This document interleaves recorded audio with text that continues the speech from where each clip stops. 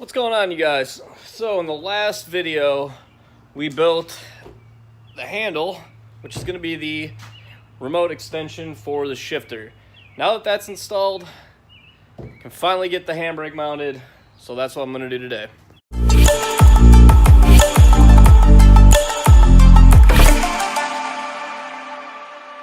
Okay, so we know this is the seating position for the car.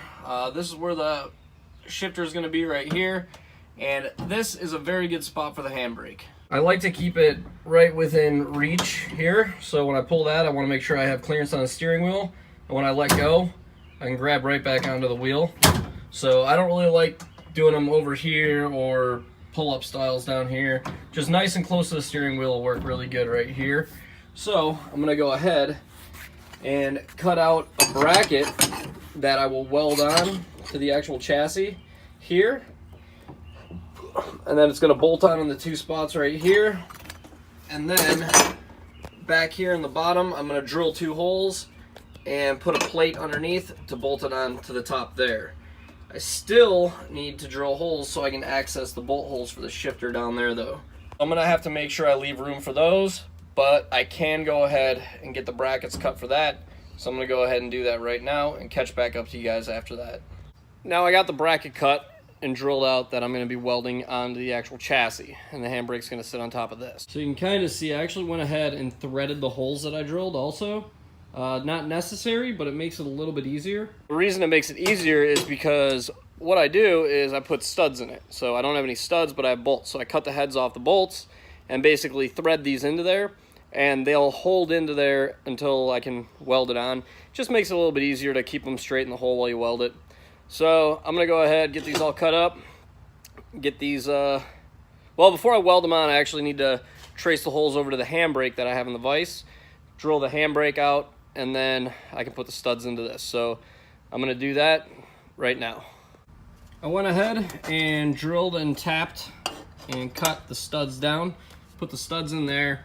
I drilled out the holes on the bottom of the handbrake, and now this fits just like that, and it'll get bolted down, and the lower bracket will be welded to the chassis. So that way, if we need to, we can easily remove the whole thing. So now that it's all test fitted and I know it's going to work, I'm going to go ahead and flip this over and weld the studs onto it. And then once that's done, we can go ahead and clean up the chassis where we're going to weld it on, fit it in place, clamp it down, and then tack it in a few spots. So after going ahead and getting all that welded together, now I have the bracket on there. I cleaned all that up. So I'm going to position this back where I want it and clamp it in place real quick. So right here definitely feels like the best spot for you know, how I'm comfortable in here. Pretty close to the steering wheel. The shifter won't really be in the way of it either, so I have it clamped in place just using some vice grips here, and I'm gonna go ahead and tack the bracket on in a couple spots. Then I can pull the handbrake off and weld it on as much as I can, and then we'll see how good it is. I'll probably have to add a couple gussets to it, but at least that part will be done.